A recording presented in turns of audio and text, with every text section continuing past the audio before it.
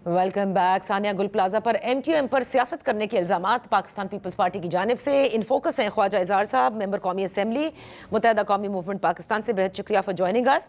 ख्वाजा साहब, जहाँ भी सिंध गवर्नमेंट की परफॉर्मेंस पर सवाल उठाने हैं और जैसे सानिया गुल प्लाजा पे उठते हैं बिल्कुल उठते हैं, वहाँ पर फ़ौरन 18वीं तरमीम पर जो हमला कर दिया जाता है। आपसे कबल शाजिया मरी साहिबा थी, वो कहती है मुनासिब नहीं है और ना ही ये मौका है। और आपकी जानिब यानी कि आपकी जमात की जानिब से तो यहाँ तक कहा गया कि कराची को विफाक के ज़ेरे तहत जो है वो चलाया जाए। तो ये बातें करने के बजाय ज़रूरी नहीं है कि जो इस वक्त लॉ सिंध हुकूमत के अंदर हैं, यानी सिंध असेंबली ने पास की हुई हैं जो इदारे हैं, उन पर जोर डाला जाए कि काम कीजिए। जी, अस्सलाम वालेकुम, बहुत शुक्रिया। अच्छा, मसला ये कि पीपल्स पार्टी के रहनुमा जो है माशाल्लाह इतने तजुर्बेकार हो गए हैं और इतने मशाक हो गए हैं कि इन्हें एक तो मसला ये कि शर्म व हया नाम की चीज़ इनमें हो गई है ख़त्म। फिर जहाँ इनके ऊपर आप बात करें कि भाई आपकी ये गवर्नेंस ठीक नहीं है, आपका ये करप्शन में आप मुलव्वस हैं, 18 साल हो गए, लड़का बालिग हो जाता है लेकिन आप अभी तक नाबालिग हैं, आपकी जमहूरियत अभी तक नाबालिग है। लेकिन इस नाबालिग जमहूरियत ने कराची वालों से जो बेहतरीन इंतकाम लिया है, वो सिर्फ कराची से ही नहीं लिया बल्कि कराची से कश्मीर तक हर कौम से, चाहे वो सिंधी हो, पठान हो, बलोच हो, महाजिर हो, पंजाबी हो, हर तबके से आपने बराबर का जो है ना इंतकाम लिया है। और जो बुनियादी सहूलियात कराची में नहीं है तो अल्लाह का शुक्र है आपने सिंधियों को भी नहीं बख्शा, वहां पर भी आपने बेड़ा गर्क किया, चाहे लड़काना हो, कश्मीर हो, जैकबाबाद हो, दादू हो। यहाँ तो चलो एम्बुलेंस से है, मरीज एम्बुलेंस में चले जाते हैं, वहां तो रेड़े पे जाती हैं लाशें, और डिलीवरी औरतों की अस्पताल पहुंचानी हो तो वो ठेले पे लेके जाते हैं।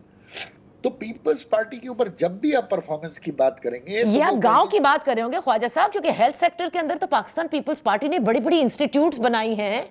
उनकी आपने वो 1122 की रेस्क्यू सर्विस आपने देखी है, तो काम तो उन्होंने किया हेल्थ सेक्टर के अंदर। नहीं, हर वो काम किया है जिस काम में इन्होंने काम लगाना था। वर्ल्ड बैंक से इनको पैसे मिले, बिल्कुल काम किए, क्योंकि वर्ल्ड बैंक के पैसों में काम करेंगे तो पैसे काम लगेगा ना। अब इनसे बात कर लो, कुत्ते के काटे का इलाज नहीं है तो ये क्या शुरू करेंगे पता है आपको? आइए गम्बट इंस्टीट्यूट चलिए, लिवर ट्रांसप्लांट देखिए, आइए NICVD चलिए, आप अपना हार्ट का। अरे भाई, कुत्ते के काटे के इलाज का बताओ मुझे कुत्ते ने काट लिया, मैं गम्बट जाके लिवर ट्रांसप्लांट करा लूं? एक सिंधी बच्चे को कुत्ते ने काट लिया, वो NICVD जाके अपना दिल बदलवा ले? ये तो परफॉर्मेंस ये वाली गिनाते हैं। फिर आप देखिए ना, जो बात हो रही है 18वीं तरमीम पे, जो हमला पीपल्स पार्टी ने 18वीं तरमीम को ऐसे हमला आवर ट्रीट किया है और कराची के ऊपर हमला आवर हुए हैं, और अब तक कराची से हजारों अरब रुपए, औसतन इस शहर के ऊपर 500 से 600 अरब रुपए जो यहाँ लोकल गवर्नमेंट पे लगना चाहिए था, उसका 15 अरब रुपए भी नहीं लग रहा, वो भी वही सिंध सेक्रेटेरिएट वगैरह इधर उधर लग रहा है। अब क्वेश्चन हम क्यों कर रहे हैं? क्वेश्चन इसलिए कर रहे हैं कि भाई चीफ एग्जीक्यूटिव आप हैं, सदर आप हैं, वजीर आजम आप रहे हैं, लोकल गवर्नमेंट आपका, फाइनेंस मिनिस्टर आपका, चीफ सेक्रेटरी आपका, IG सिंध आपका, वाटर बोर्ड आपका, मेयर आपका। चलो मेयर आपका भी आया ना, तो इसका मतलब है पूरा सूबा आपके पास है। अब 18 साल में अगर मेयर नेमतुल्ला भी थे या वसीम अख्तर भी थे, तो शहर को सजाने की जिम्मेदारी तो ओवरऑल सबकी होती है।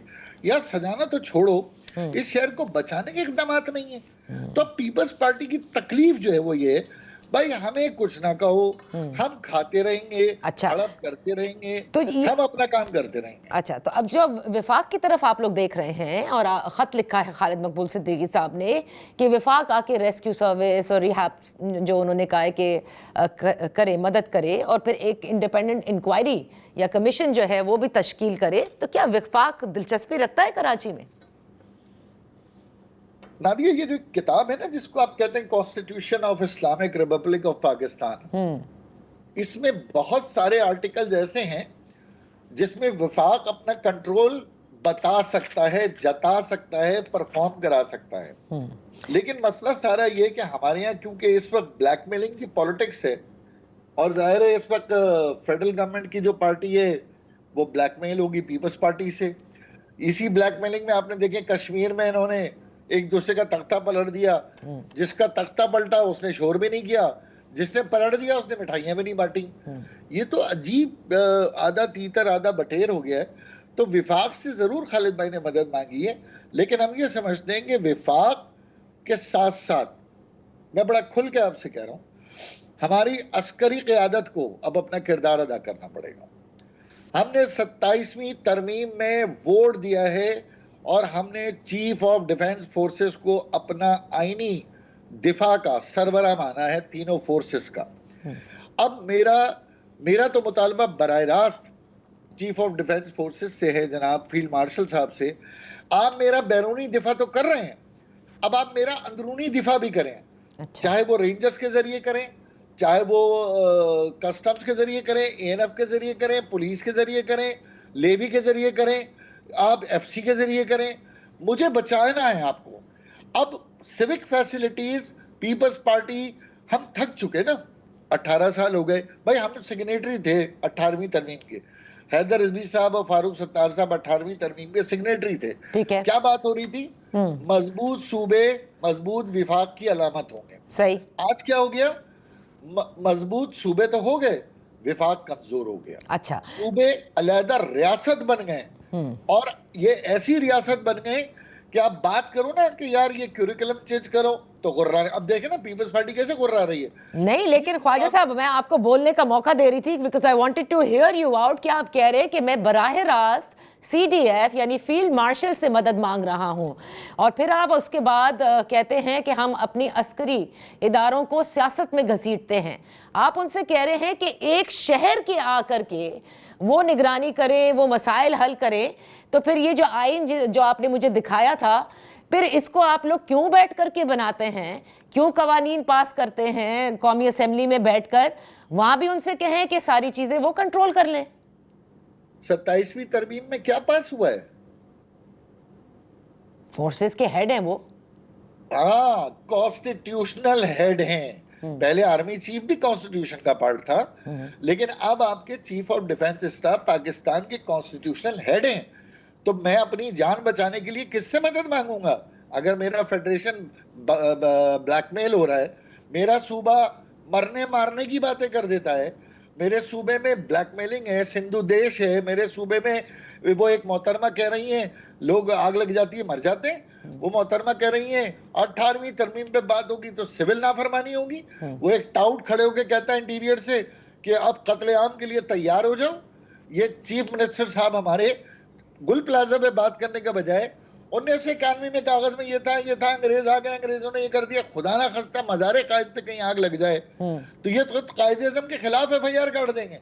کیسی باتیں کر رہے ہیں. الاٹمنٹ جو ہے نا وہ جناح صاحب کے اوپر ہوئی. تو دیکھیں خواجہ صاحب ایک منٹ, اس کا مطلب یہ ہوا کہ پی ایم ایل این کی جو وفاق میں بیٹھی حکومت ہے جس کے ساتھ آپ نے ترمیم کے اندر آپ نے ووٹ بھی دیا, یعنی ترمیم تو انہوں نے انٹروڈیوس کرائی تھی, لیکن ابھی تک آپ سے کیے ہوئی جو وعدے ہیں جس کے اندر آپ لوگوں نے بلدیاتی حکومت کی حوالے سے ترمیم کا کہا تھا, اس میں نہ وہ دلچسپی رکھتے ہیں, نہ آپ کو نظر آ رہا ہے کہ وہ ہوتی نہیں دکھ رہی آپ کو.